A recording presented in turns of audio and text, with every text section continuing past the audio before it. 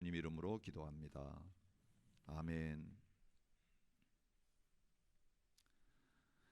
우리가 이렇게 자유롭게 여러 가지 제한이 아직까지 남아 있지만 예배하고 싶을 때에 예배할 수 있는 자리에 세워 주신 것이 얼마나 감사한 일인지 모르겠습니다.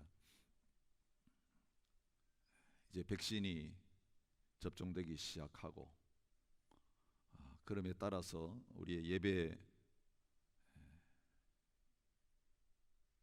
자유, 예배를 드릴 수 있는 방법은 이전처럼 코로나가 오기 전처럼 돌아가게 되는 것 같습니다.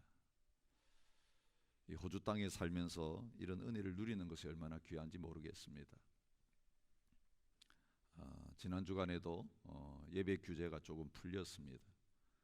그런데 이 정부가 규제를 풀면서 우리 믿음의 공동체에게 무엇을 선택할래? 무엇을 더 중요하게 생각하는가? 고민하게 하고 또 결정하게 하는 방법으로 푸는 것 같아요. 사실 우리가 찬양을 드리지 않고 통성기도를 하지 않고 사도신경을 고백하거나 성경을 교독하지 않으면 2 스퀘어 미터에 한 명씩 그리고 마스크 쓰지 않고 예배 드릴 수 있습니다. 이 정부 방침이에요. 그런데 만약 찬송을 드리려면 소리를 내서 기도하고 또 교독문을 낭독하고 그 다음에 사도신경을 고백하고 이렇게 입을 열어서 침을 튀겨야 되는 그런 방법으로 예배를 하려고 하면 마스크를 쓰고 그 다음에 인원도 4 스퀘어 미터에 한 명 모일 수 있다. 이런 애매한 방침을 내렸습니다.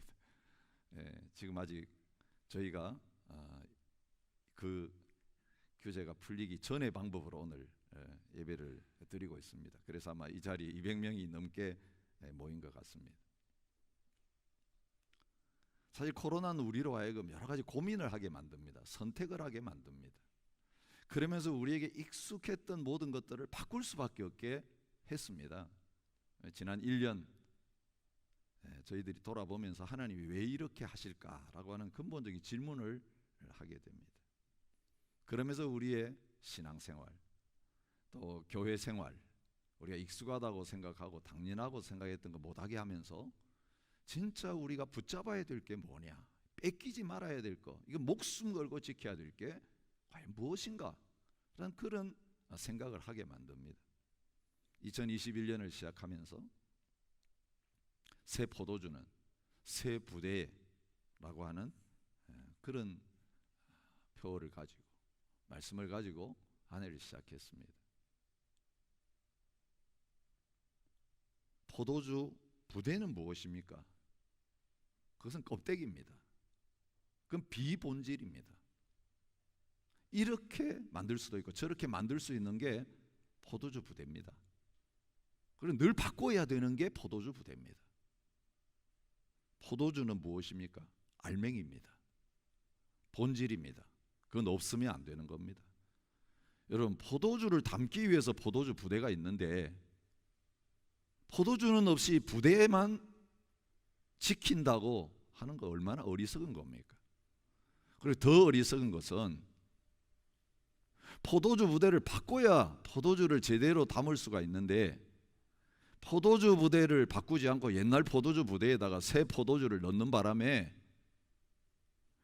포도주도 쏟아지고 부대도 터져서 둘 다 보존되지 못하는 그런 자리에 있게 된다면 그것처럼 미련하고 어리석은 일이 없다는 것이. 예수님이 그 말씀하실 때에 그 당시에 유대 종교가 바로 그런 일을 하고 있었습니다. 종교개혁의 후예라고 하는 개신교회, 전통을 자랑하던 가톨릭교회 마찬가지로 벌써 500년이 지나는 가운데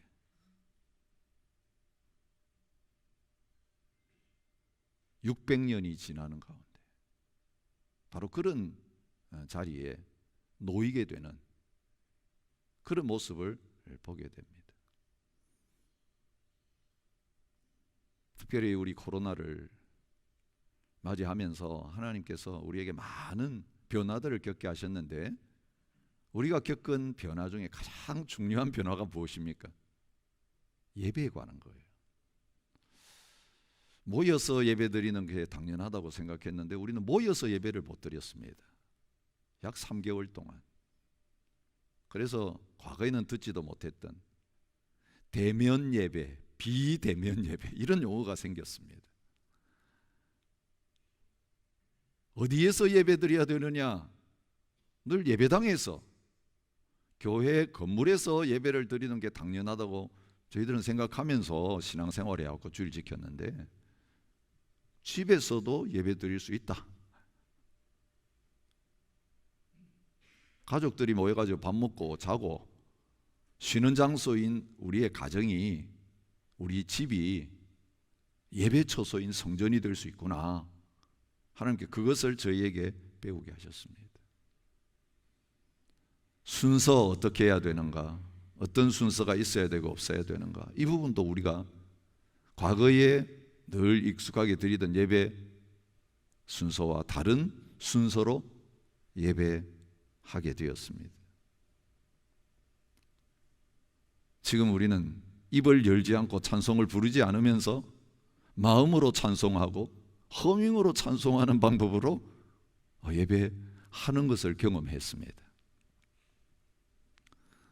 우리 일부 예배 찬양대가 없는 예배가 있을 수 있구나. 특성 형식으로만 찬양대 없이도 예배 드릴 수 있구나.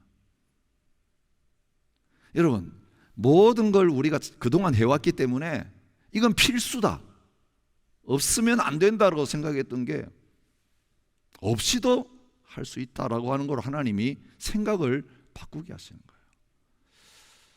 거예요. 예배 끝나고 티 마시고 식사 안 하고 주일날 예배 와서 또 집으로 갈 수 있구나. 그것을 우리에게 배우게 하고 계십니다. 한국 교회에서도 예배가 이제 다시 자유롭게 드려지기 시작하면서 조금씩 풀려지고, 이곳에는 더 많이 풀려지는 상황 속에서 예배 회복이라고 하는 말들을 많이 쓰고 있습니다. 예배 회복해야 된다. 예배 다시 정상화돼야 된다.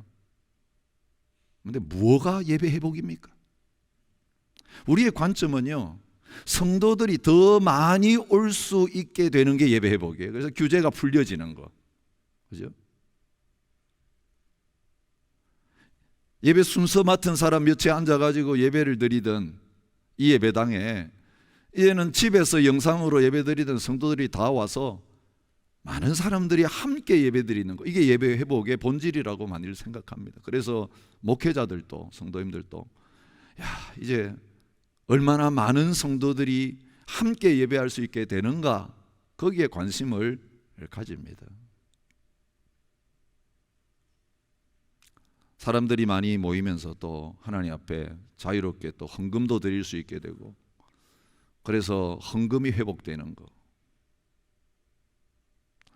우리 일하지 못하던 분들이 일을 갖게 되고, 사업을 제대로 하지 못한 분들이 사업을 하게 되어서 다시 하나님 앞에 11조도 마음 많이 드릴 수 있게 되고, 성도들이 이렇게 경제가 회복되니까 많이 앞에 드려서 교회 재정이 정상화되는 거, 온통 포커스가 그 눈에 보이는 것들, 계산할 수 있는 여기에 주어지면서 성도들이 예배당에 안 오는 게 문제라고 생각하고 재정이 줄어드는 게 문제라고 생각하면서, 하나님 다 오게 해 주십시오, 많이 모이게 해 주십시오, 많이 드리면서 재정이 회복되게 해 주십시오, 이전 예배 순서로 다 돌아가 가지고 그렇게 예배할 수 있게 해 주십시오, 예배를 더 많이 드릴 수 있게 해 주십시오. 사실 오늘 우리가 이런 관심을 가지고 지금 코로나의 마지막 부분들을 보내고 있습니다. 근데 오늘 시편 50편을 통해서 하나님께서 주시는 말씀은 예배 회복의 체크리스트가 진짜 회복됐냐 아니냐를 점검하는 체크리스트가 우리들의 체크리스트와 하나님이 내놓는 체크리스트가 전혀 다르다라고 하는 것을 가르쳐주고 계십니다. 아, 이 정도면 이제 예배 제대로 드리게 됐구나. 오늘도 주일 성수를 했구나. 그러면서 만족하고 있는 저희들에게 아니라고 하나님 말씀하세요. 진짜 예배 회복은 지금부터 제대로 시작해야 된다고 말씀하세요. 아니, 우리의 생각과는 달리 너희들 모이지 않았을 때, 집에서 그때 예배 드리지 못하면서 영상으로 예배를 드리면서 그때 처음 가졌던 그 예배 참 좋았다, 그때가 그립다, 하나님 그렇게 말씀하실 수 있어요.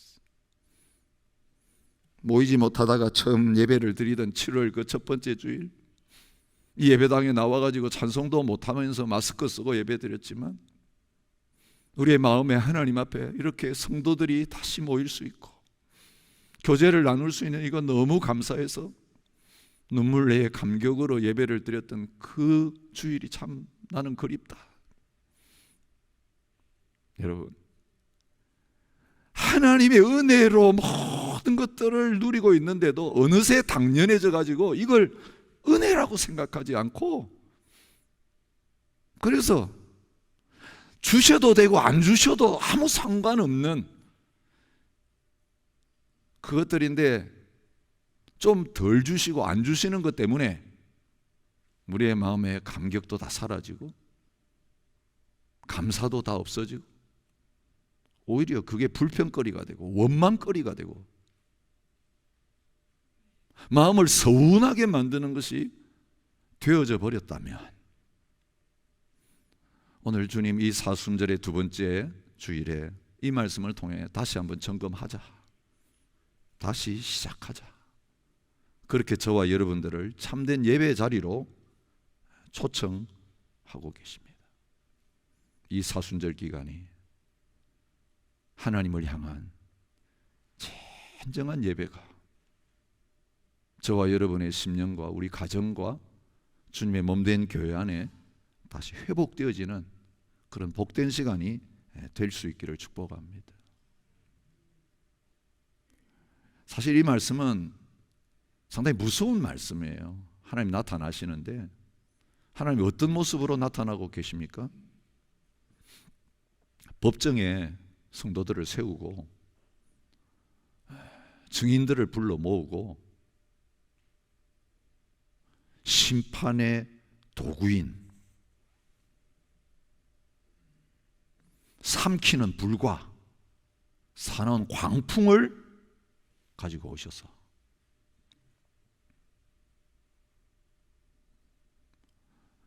그들이 하나님 앞에 드렸던 예배 조목조목 점검하시면서 재판하시는, 심판하시는 하나님의 모습, 1절부터 6절 사이에 그 서론 가운데서 우리가 발견할 수 있습니다. 우리 하나님이 오시기는 오시는데 두려운 모습으로 오세요. 하나님이 오사 잠잠하지 아니하시니, 하나님이 자기 백성을 판결하시려고 나타나십니다. 하나님 그는 심판장이시미로다. 여러분, 마지막에 주님 다시 오실 때에 우리가 그 하나님의 보좌 앞에 불려가 가지고 맞이하게 될 하나님의 모습이 이런 모습입니다.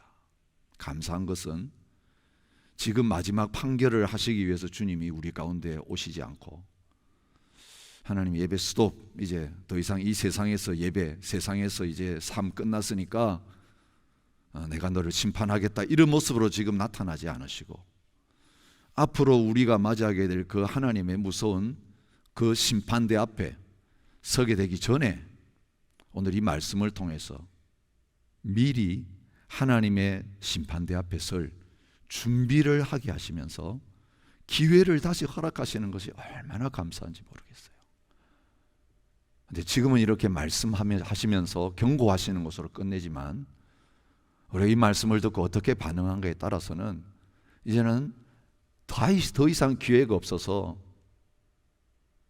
그 참된 영원한 하나님의 보좌 앞에 예배하는 자리로 들어가는 사람이 나올 수 있고, 이제는 그 예배 자리에 바깥에 쫓겨나가지고 예배할 수 없는 곳에서 슬피 울며 이를 가는, 이제는 선택할 자유가 없는 그 자리에 설 수 있게 된다는 것을 오늘 이 말씀의 서론을 통해서 하나님께서 보여주고 계십니다. 자, 예배를 어떻게 하나님이 평가하고 계십니까? 8절에 나는 내 재물 때문에 너를 책망하지는 아니하리니 내 번제가 항상 내 앞에 있음이로다. 여러분, 하나님이 오셔가지고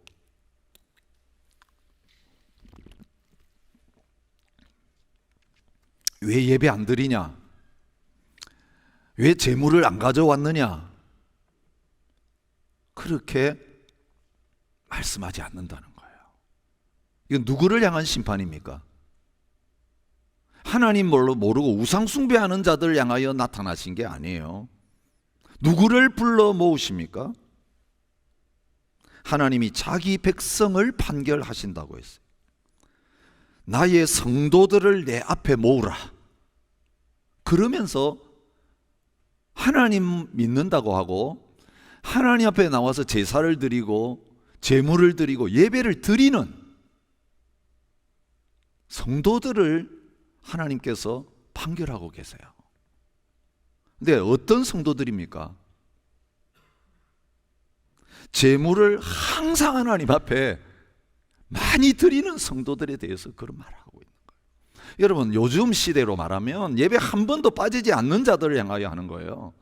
11조와 감사헌금과 주일헌금을 그리고 성교헌금까지 다 챙겨서 다른 성도들보다 더 많이 드리는 예배자들을 향하여 할 말이 있다. 그러면서 주님께서 하시는 말씀이에요.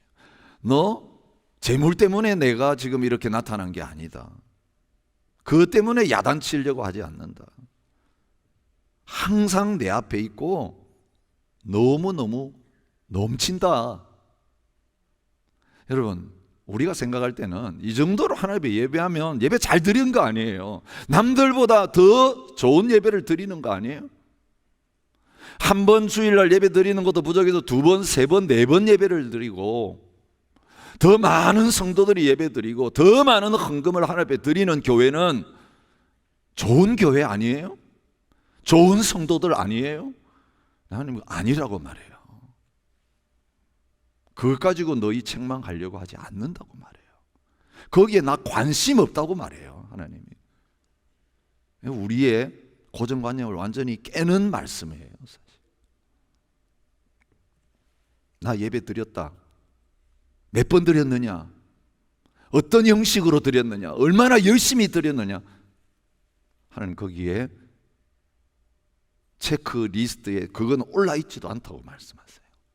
나 거기 관심 없다고 말하세요. 자, 뭘 지적하십니까? 재물 많이 드리고 예배 항상 드리는데 16절부터 나타나는 그들의 삶이 문제라고 하세요. 악인에게는 하나님이 이르시되 성도를 불러 모아놓고 하나님이 그들을 뭐라고 부르십니까? 악인들이라고 부르세요. 내가 어찌하여 내 율례를 전하며 내 언약을 내 입에 두느냐? 내가 교훈을 미워하고 내 말을 내 뒤로 던지며 도둑을 본즉 그와 연합하고 간음하는 자들과 동료가 되고 내 입을 악에게 내어주고 내 혀로 거짓을 꾸미고 앉아서 내 형제를 공박하고 내 어머니의 아들을 비방하는도다.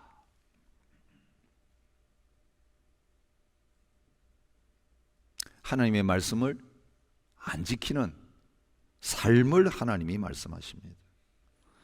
하나님의 말씀을 등 뒤로 던져버리는 성도들의 모습을 이야기합니다. 세상에 나가서는 도둑과 간음하는 자들과 동료가 되는 거예요. 시편 1편에서 복 있는 사람과 말씀하시는 복 있는 사람과 반대되는 모습인 것을 우리가 보게 됩니다. 복 있는 사람들은 악인들의 꾀를 따르지 아니하며 죄인들의 길에 서지 아니하며 오만한 자들의 자리에 앉지 아니하고 여호와의 율법을 주야로 묵상하고 그것을 즐거워하면서 지키는 사람들이라고 하셨는데, 그들은 말씀은 저버리고 세상에 나가서는 그 악인들과 같이 어울리는, 같은 자리에 앉고 같은 길을 걸어가는, 예배 자리에서는 다른 것 같은데 가정에 돌아가면, 사업하는 거 보면, 직장 생활하는 거 보면, 친구들 만나가지고 어울리는 거 보면 살아가는 그 모습이 다를 게 하나도 없지 않느냐.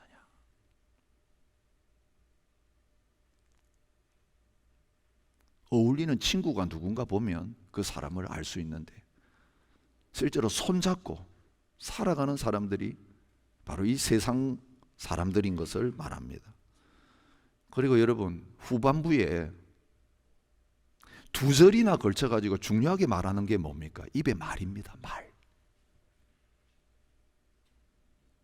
입을 악에게 내어주고 내 혀로 거짓을 꾸미고 앉아서 내 형제를 공박하고 내 어머니 아들을 비방하는 말. 입만 열면 비방하는 소리, 입만 열면 욕하는 소리, 입만 열면 거짓말.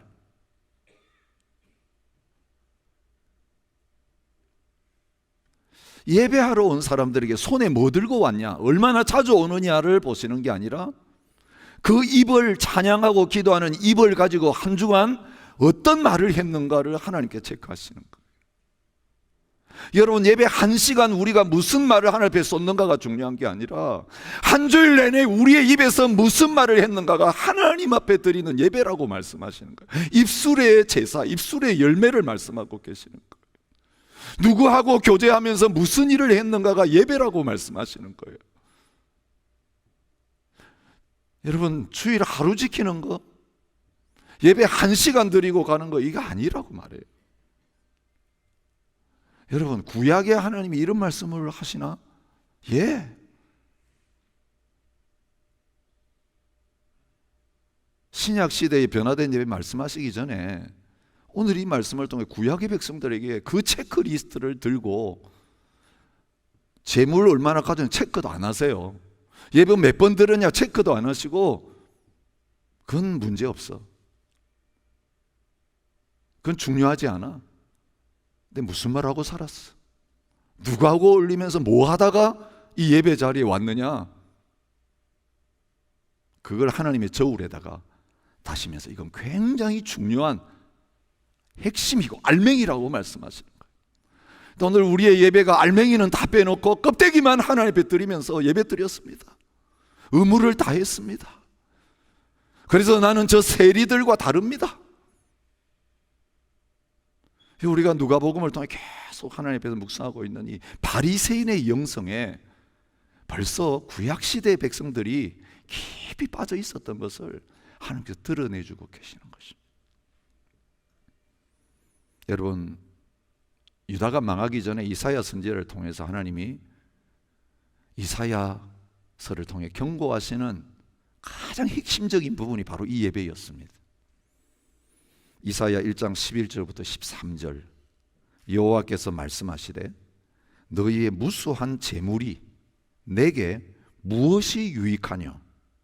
나는 수량의 번제와 살찐 짐승의 기름에 배불렀고 나는 수송아지나 어린 양이나 수염소의 피를 기뻐하지 아니하노라. 너희가 내 앞에 보위러 오니 이것을 누가 너희에게 요구하였느냐? 내 마당만 밟을 뿐이니라.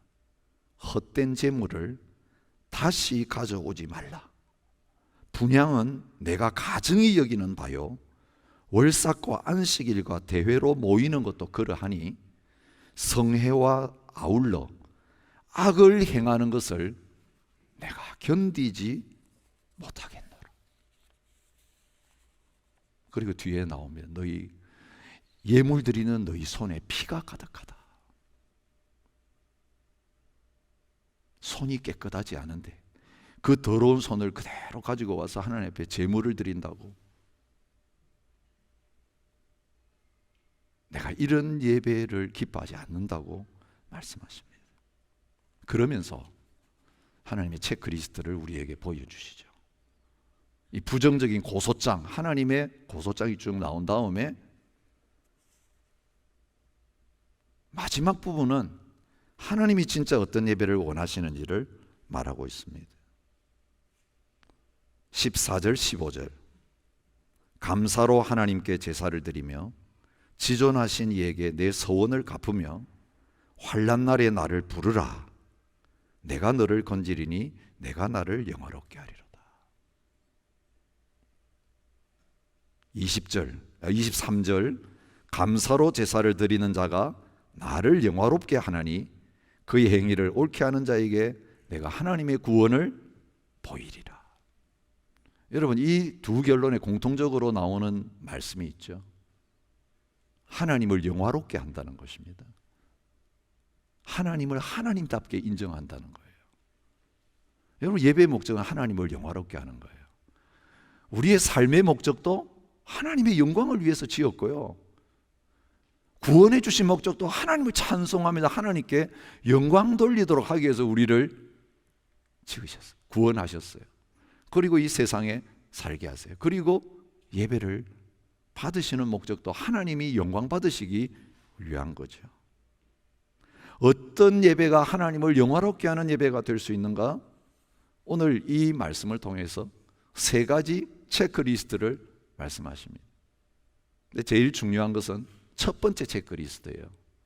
이게 계속 반복이 되고 있죠. 감사로 하나님께 제사를 드리며 감사로 제사를 드리는 자가 나를 영화롭게 하나니 14절 23절에 반복됩니다. 시편 69편 30절의 말씀과 같은 내용이에요. 내가 노래로 하나님의 이름을 찬송하며 감사함으로 하나님을 위대하시다 하리니 이것이 소, 곧 뿔과 굽이 있는 황소를 드림보다 여호와를 더욱 기쁘시게 함이 될 것이라. 여러분, 드려야 한다고 생각하면서 드리는 것은 감사의 예배가 아니에요. 드려야 하는 예배를 드리러 온 사람들은요, 들어올 때부터 얼굴 표정이 달라요. 들어올 때 표정보다 마치고 나갈 때 표정이 더 밝아요. 숙제를 다 했거든요.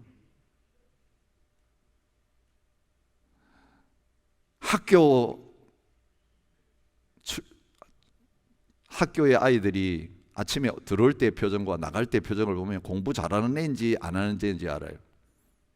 학교가 좋아서 오는 애는 학교 들을 때 싱글벙글하고 들어와요. 학교 끝나고 할 때 내일까지 또 학교 오는 걸 기다려야 되냐? 그러고 나가요. 그런데 학교를 안 가면 안 되니까 아침에 늦잠 자고 싶은데 일어나가지고 엄마 아빠 등살에 밀려서 오는 애는 학교 들어올 때 그냥 억지로 와요. 그리고 끝났다 종치자마자 막 튀어나가가지고 이제는 내 하고 싶은 거 놀고 마음껏 하겠다 이러고 나가요. 근데 하나님 백성들의 예배가 바로 그랬어요. 감사가 없었어요. 감사. 예배 드리는 것 자체가 의무가 아니라 하나님 감사합니다. 예배 드릴 수 있게 해주셔서 감사합니다. 그러니 이 감사의 마음이 있으니까 가지고 와도 괜찮고 없어도 괜찮아요.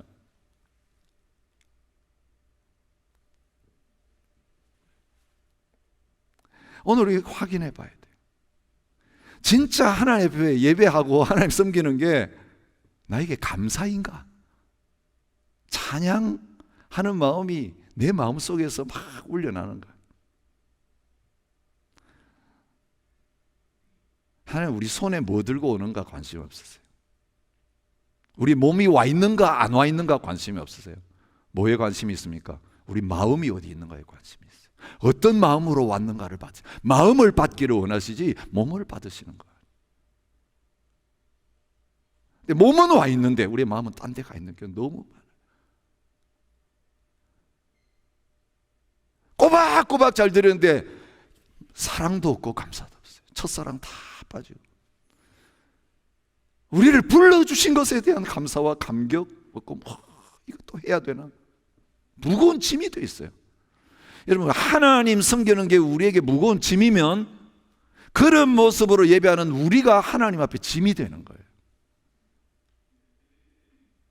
내 하나님의 백성들은 잘 예배한다고 생각했어요. 감사는 어디로 갔는지 다 떠나고 감격의 눈물은 다 사라졌는데 하나님 앞에 꼬박꼬박 나오고 예배 드리고 제물 팍 드리면서 예배 드렸다.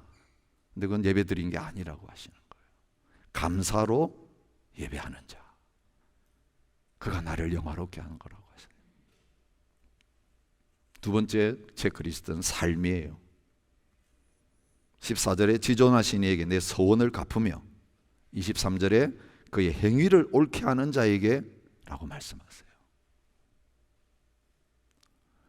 말씀을 듣고 은혜 받는 게 중요한 게 아니고요, 그게 제대로 들었으면 그대로 사느냐,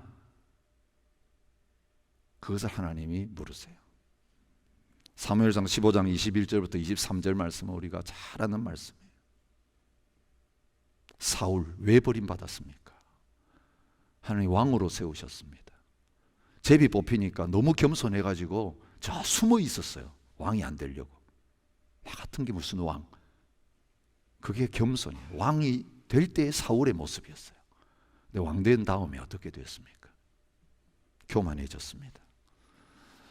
사무엘을 통해 가지고 아말렉 자손 하나님의 원수니까 멸하라고 명령을 받았습니다. 전쟁터에 나갔습니다. 진멸해야 되는 존재였어요.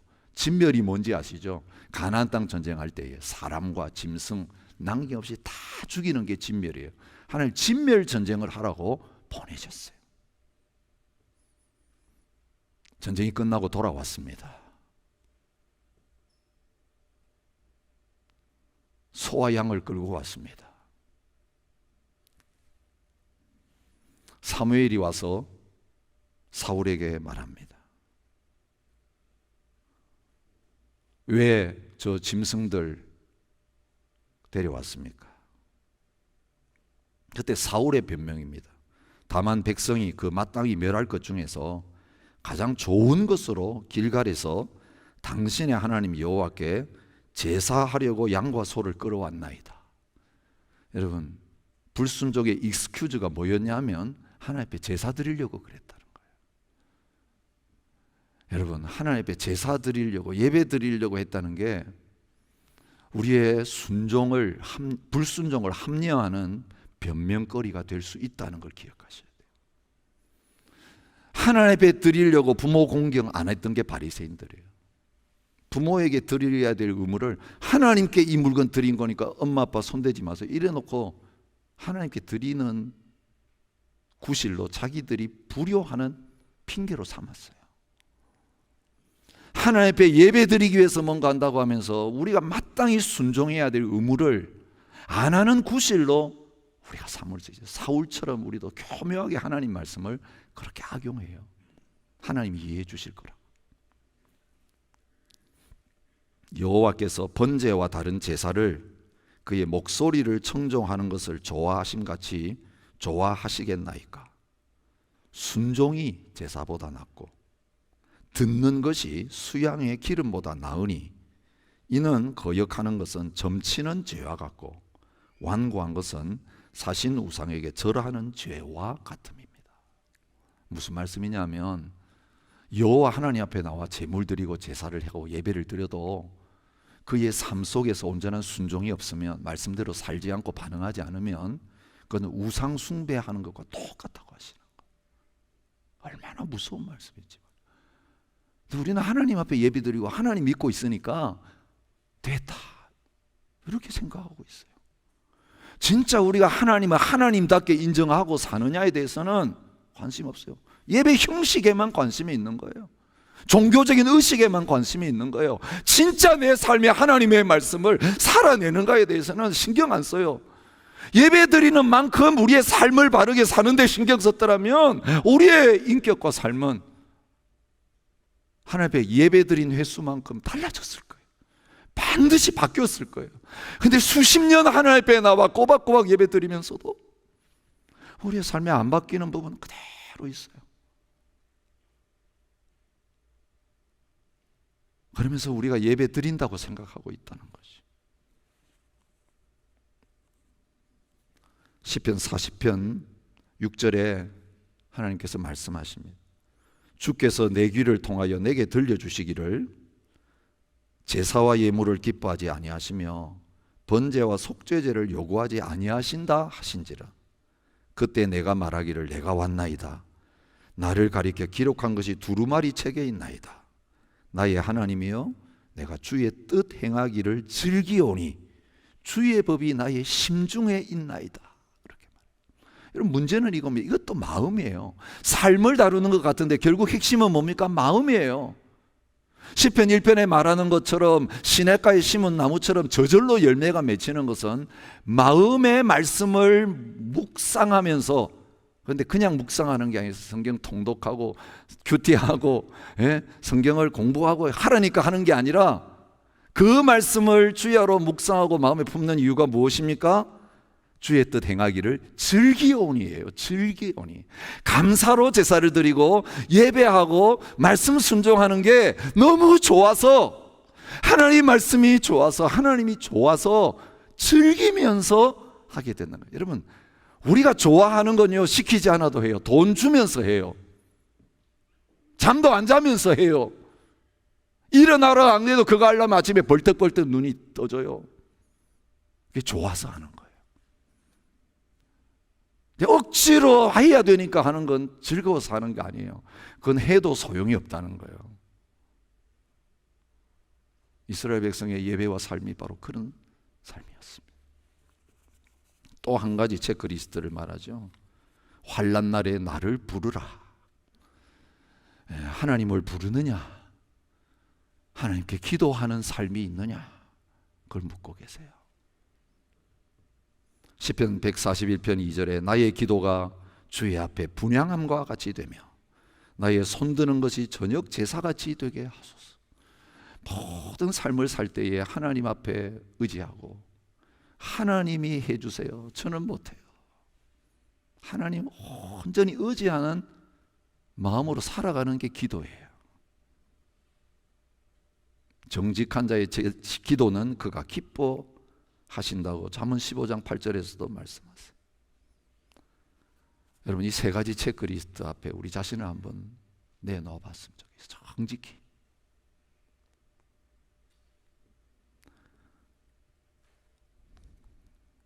왜 안 될까?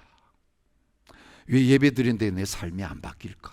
내 성품이 왜 안 바뀌고 그대로 똑같은 모습으로 또 주일날 왔으니까 예배 드리고, 1년 전에 예배나 1년 후에 내 자신의 모습이나 똑같고, 더 강팍해지는 것 같고, 더 판단하는 것만 늘어나고, 성경 지식이 늘어나는데 순종이 늘어나야 되는데 판단하는 기준만 자꾸 높아져요.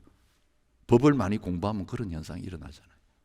순종하기 위한 법이 아니라 재판하기 위한 법, 판사 검사 되기 위해서 법 막 공부하고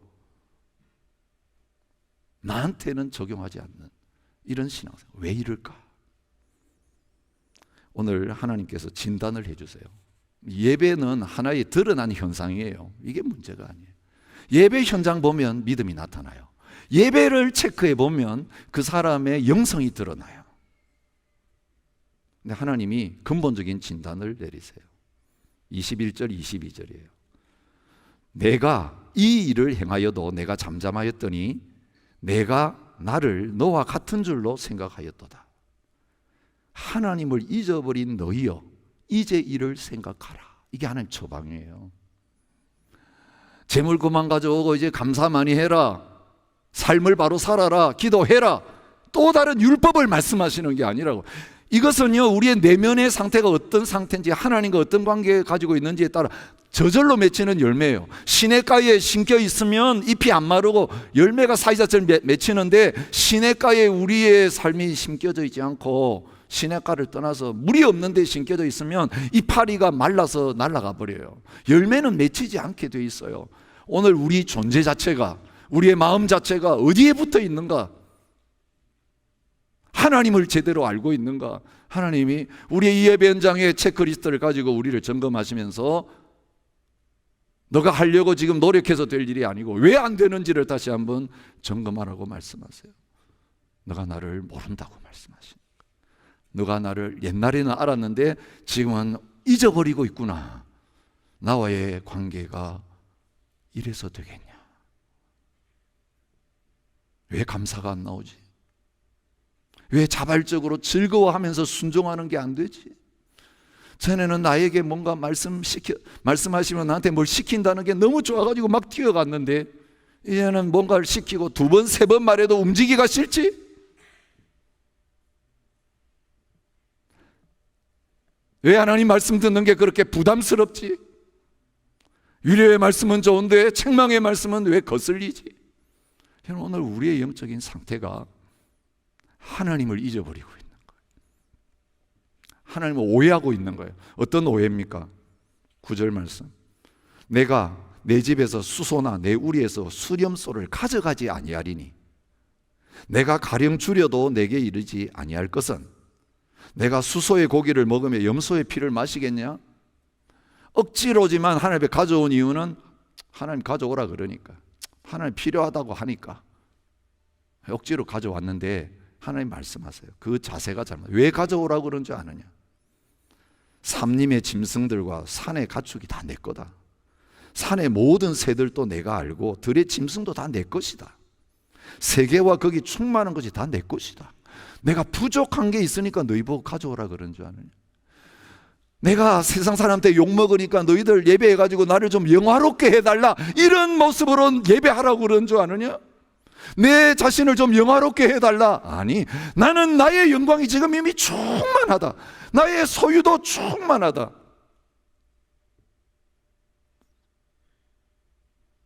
여러분, 하나님 도와드리려고 예배하지 마시라고 말씀하십니다. 하나님 마음 달래드리려고, 위로해드리려고 뭐 하나님 앞에 가져와서 우리가 찬양 불러드리고 무슨 재롱잔치 하듯이 그렇게 하나님 앞에 예배하지 말라고 하세요. 하나님 좀 기쁘시게 해드리려고 우리가 뭔가 준비해가지고 막 퍼포먼스를 하듯이 예배하지 말라고 하세요. 나는 이미 충만하다고 말씀하세요. 여러분, 우리가 하나님 앞에서 뭔가를 받기 위해서, 죄 문제 처리하기 위해서 내가 그래도 뭔가 해야 되겠다는 마음으로 드리는 이 예배는 아무 결과가 없다고 말씀하세요. 그래서 삶도 안 바뀌고 감정도 안 바뀌고 인격도 안 바뀌는 그 자리에 예배는 드리는데 그대로 있는 거예요. 이게 기복신앙이에요. 이게 율법주의예요. 하나님을 위해서 내가 뭔가를 하려고 하는 거지. 죄 처리하기 위해서 내가 하나님이 이만큼 죄를 지었으니까 이만큼 선한 일을 해가지고 하나님의 마음을 만족시켜가지고 하나님이 용서하시게 만드는 그 노력을 내가 해야 된다는 생각하는 거예요. 하나님 앞에 인정받으려면 내가 다른 사람들보다 뭔가 많이 해야 된다고 생각하면서 열심히 신앙생활하는 거예요. 여러분, 그런 신앙생활로 열심히 헌신하고 봉사하고 예배드려봐야 하나님과도 상관이 없고 나에게도 아무 유익이 없는 그런 결과가 생긴다고 말씀하십니다. 주께서는 제사를 기뻐하지 아니하시나니 그렇지 아니하면 내가 드렸을 것이라. 주는 번제를 기뻐하지 아니하시나이다.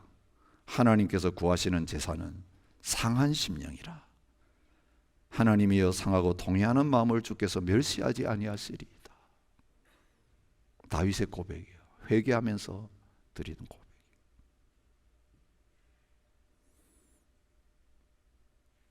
여러분, 어떻게 감사의 제사를 드리고 삶의 제사를 드리고 어떻게 기도의 제사를 주님 앞에 쉬지 않고 드릴 수 있는 자리에 있겠습니까? 오늘 성경은 예배는 우리가 뭔가 예배 드려가지고 제물을 드려가지고 하나님으로부터 얻어내는 게 아니라 하나님이 우리를 위해서 다 해놓으신 것을 깨닫고 그 하나님께서 나를 위해서 행해 놓으신 그 모든 일에 대해서 자연스럽게 나오는 반응이 예배다, 제사다, 삶이다. 그 순서를 바꿔 놓으시는 거예요. 하나님을 어떤 하나님으로 소개하고 있습니까? 우리가 하나님 앞에서 어떤 존재인 것을 말합니까? 그들은 제사로 나와 언약한 이들이니라. 성도들을 하나님과 언약한 사람들이라고 했는데 제사로 언약했다고 말해요. 피의 언약을 맺은 사람이라고 말해요. 언약은 뭡니까? 죄인들을 구원하기 위해서 하나님 편에서 끊임없는 변함없는 사랑으로 그들을 구원하신다라고 하는 증거예요. 아브라함을 불러내신 다음에 그 거짓말하던 아브라함, 자기 살겠다고 부인을 팔아먹은 아브라함, 갈대아 우르는 잘 떠났는데 가나안 땅 와가지고는 하나님 앞에 온전히 살지 못한 아브라함이 하나님 나타나셔서 가나안 땅, 너가 지금 떠돌아다니 가나안 땅을 너와 후손에게 유업으로 준다고 하시면서 짐승 쪼개가지고 오너라, 내가 그 사이로 지나가면서 이거 언약하겠다, 할례를 받으라. 다 피와 관련된 언약이에요. 아브라함이 의롭기 때문에 구원받은 거 아니고요, 아브라함이 완전하게 하나님의 말씀 순종 잘했기 때문에 믿음의 조상이 된 게 아니라 하나님이 일방적인 사랑으로, 무조건적인 사랑으로 그를 선택하시고 그의 죄의 문제를 하나님이 해결해 주시고 그를 구원하시기 위해서 하나님이 모든 일을 앞으로 하실 것이기 때문에 너는 희망이 있다, 너는 믿음의 조상이 될 수 있다, 나는 너를 포기하지 않고 버리지 않고 끝까지 쓰겠다, 하나님 말씀하시는 게 아브라함과 하나님 사이에 맺었던 피언약이에요. 이스라엘 백성들 430년 동안 애굽에 살면서 우상 숭배하던 백성들인데 모세를 통해 불러내시고 시내 산에서 십계명을 주시고 율법을 주시면서 산 위에 대표들 올라오라고 하시면서 맺었던 언약도 피의 언약이에요. 제사로 하나님과 언약한 거예요. 여러분, 언약의 본질은요, 우리의 노력과 예배로, 우리의 봉사로, 우리의 선한 행위로 구원받는다는 것을 정반대로 거부하면서 내가 너를 건지리니 내가 하나님의 구원을 보이리라. 조건 없고 자격 없는 우리들을 하나님이 먼저 선택하셨고 우리가 하나님 앞에 죄를 짓기도 전에 독생자 예수 그리스도를 통해서 이 죄 없는 제물된 이 희생양들을 통해서 그 놀라운 하나님의 사랑의 원리를 보여주셔서 하나님의 은혜로 말미암아 이 쓸데없는 죄인을 왜 구원해 주셨는지 나는 모르겠습니다. 이 구원의 감격으로 이제부터 하나님의 백성들에게 하나님만 예배하고 우상 숭배하지 말고 하나님의 이름을 망령되게 짓지 말고 안식일을 지키고 부모를 공경하는 데서부터 탐내지 않는 삶까지 다 살아내라고 하시는 거예요. 구원의 은혜, 하나님의 언약이라는 것이 없이는 그 뒤에 따르는 감사도, 예배도, 삶도, 기도도 있을 수 없다고 말씀하시는 거예요. 그래서 이 모든 열매가 주렁주렁 맺히고 십계명이 사라지려고 하면 하나님의 애굽 땅 종되었던 집에서 은혜로 어린 양 대신 죽이고 피 흘려서 문간간에 바른 다음에 우상 숭배하던 저희들 하나님의 언약의 백성이기 때문에 그 언약 이루시려고 값없이 구원해 주셨다라고 하는 이 사실을 기억하기를 원하시는 거예요. 내게 주신 모든 은혜를 내가 여호와께 무엇으로 보답할까? 내가 구원의 잔을 들고 여호와의 이름을 부르며 여호와의 모든 백성 앞에서 나의 서원을 여호와께 갚으리로다. 내가 주께 감사제를 드리고 여호와의 이름을 부르리이다. 내가 여호와께 서원한 것을 그의 모든 백성이 보는 앞에서 내가 지키리이다.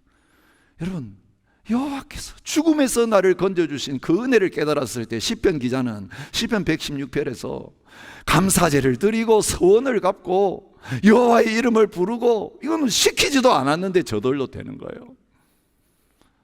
내가 너의 집에 들어가야 되겠다. 삭개오 그 세리장 죄인 중에 죄인인데 주님이 그냥 들어가셨어요. 집 좀 청소해라, 정리한 다음에 너희 집에 들어가겠다가 아니라 그 죄의 현장 속에 들어있는 삭개오에게 내가 너희 집에 들어가겠다, 이게 언약이고 이게 은혜예요. 그리고 났더니 내 자산의 절반을 팔아서 가난한 자에게 주겠으며 토색한 것이 있으면 4배나 갚겠다. 이건 시키지도 않았는데 왜 안 하느냐? 주님 말씀하지도 않았는데 은혜와 사랑을 경험하고 나니까 저절로 토해내고 돈밖에 모르던 존재가 돈을 다 나누어주는 제자로 바뀌어지는 역사가 일어나게 된 거예요. 여러분, 신앙생활은 교회에서 뭐 하라 하니까 마지못해 하는 것이 신앙생활이 아니라고요. 죄책감 때문에 예배 나오는 건 예배가 아니라고요. 하나님이 나를 살려주시고 구원해 주시고 자녀되게 해주셨는데 죄투성인 나를 의인이라고 불러주셨으니 은혜 뭐로 감사해야 되겠습니까? 몸밖에 드릴 것 없어. 이 몸 드립니다. 그런데 부족한 우리들인데 내가 볼 때는 이것 가지고 어떻게 하나님 앞에 나갈까라고 하나님 앞에 나갔더니 너는 완전하다. 무엇 때문에요? 예수님의 피 때문에 그런 거예요.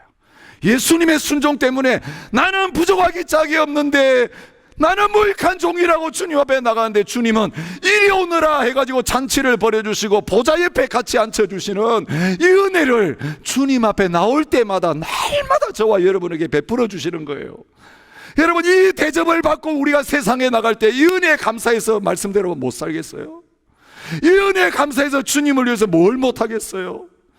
그런데 예배 현장에서조차 하나님이 나에게 지금 베풀어 주신 이 은혜를 느끼지도 못하고 주님의 십자가 고난을 묵상하는 이 사순절 기간에조차 십자가 이야기 들으면 성찬식에 와서 방은 꼬박꼬박 먹고 차는 마시면서도 내 마음은 은혜가 완전히 고갈되고 메말라가지고 주를 위해서 이 조금만 거 하나도 하는 게 힘들고 억지로 해야 되고, 아니요, 주님 그런 거 원하지 않으세요. 아버지의 말을 하나도 어김이 없었더니 순종했던 그 첫 아들을 하나님 기뻐하지 아니하셨어요. 아버지의 산 다 축내고 돌아왔지만 그 아버지의 값없는 은혜와 사랑 앞에 감격해서 말썽부리지만 하나님의 은혜를 뭔지 깨달은 이 둘째 아들과 같이 하나님, 이제는 내가 사는 게 은혜입니다. 아버지의 집에 사는 게 은혜입니다. 염소 새끼라도 받아보려고 일하는 게 아니고요, 안 주셔도 괜찮아요. 하나님 살려주시는 게 은혜고 시켜주시는 게 은혜고, 오늘 저와 여러분, 구약시대 성도들은 제사를 드리면서 언약이 뭔지 잘 몰랐어요. 그냥 예수님 십자가 통해가지고 우리 알았잖아요. 우리 구원 받았잖아요. 상 받기 위해서 벌 안 받으려고 예배 드리고 헌금 드리고 봉사하고 이거 아니거든요. 그건 은혜를 헛되게 만드는 거거든요. 시키지 않아도 주님 뭐랄까요? 주님, 어떤 어려움 당해도 나에게 구원해 주신 것만 생각하면 감사합니다. 주님 아무것도 안 주셔도 좋으니 하나님, 내가 이런 예배할 수 있고 주님을 향하여 은혜 보좌 앞에 나갈 수 있는 게 은혜입니다. 감사합니다. 두세 사람이 모여도 주님이 그 안에 계시고 주님과 사랑의 관계가 있고 눈물이 있고 기쁨이 있고 감사가 있고 헌신이 있고, 하라고 안 해도 저절로 다 일어서서 서로 하겠다고 나서고, 여러분, 우리 교회가 그런 은혜의 공동체가 되기를 원합니다. 우리의 삶이 진정한 예배자의 삶으로 나아갈 수 있기를 원합니다. 그러므로 우리는 예수로 말미암아 항상 찬송의 제사를 하나님께 드리자. 이는 그 이름을 증언하는 입술의 열매니라. 오직 선을 행함과 서로 나눠주기를 잊지 말라. 하나님은 이 같은 제사를 기뻐하시느니라. 그러므로 형제들아, 내가 하나님의 모든 자비하심으로 너희를 권하노니 너희 몸을 하나님이 기뻐하시는 거룩한 산 제물로 드리라. 이는 너희가 드릴 영적 예배니라. 여러분, 참된 예배를 회복하게 되는 일이 딴 데서 생기는 거 아니에요. 예수님의 십자가 사랑과 그 속의 은혜를 기억하고 하나님이 어떤 분이신가를 바로 알 때에 우리의 삶은 그 관계 회복에서부터 저절로 흘러나오는 열매로 바뀌어지게 될 거예요.